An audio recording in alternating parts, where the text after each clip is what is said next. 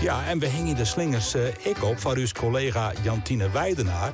Want nee, Linda de Mol, Chantal Jansen, Sylvie Meijs... maakt het zij ik carrière in Duitsland. Goedemiddag, Jantine. Hey, goedemiddag. Ja, nou ja, we zijn niet kwijt, hè? Dat bent de grote win, jongen. Dat bent de grote win. Dat wint. Misschien ben het de eerste stappen. Je weet het net, je moet het net uitsluiten.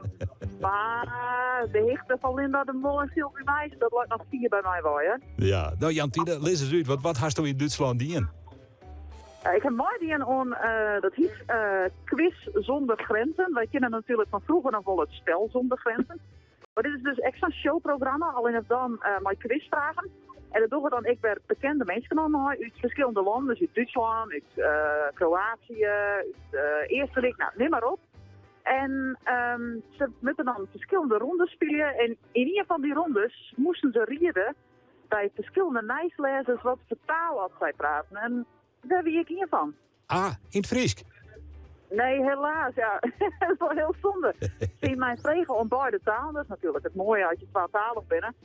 En zij zijn van, bereid ze beide maar voor. Het Fries en het Nederlands. En dan zullen wij uiteindelijk wel bij de show zelf werden we kiezen. En hier op het Fries. Dat is toch wel, dat is sowieso een stuk moeilijker om te rieden.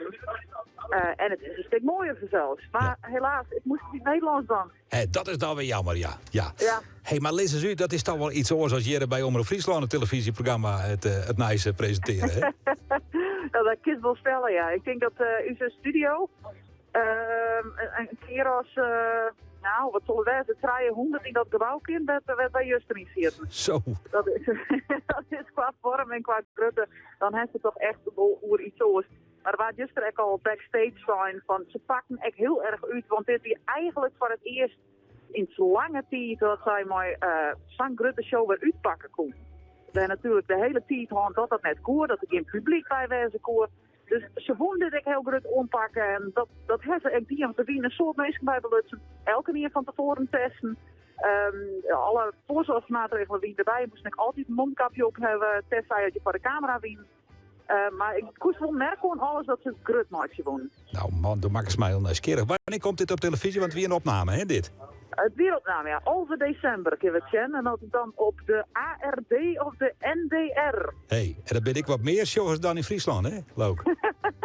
Ja, ze hebben mij verteld 6 miljoen. Dus ja, dat is wel even een stressmoment, hè, dat ze dat zijn.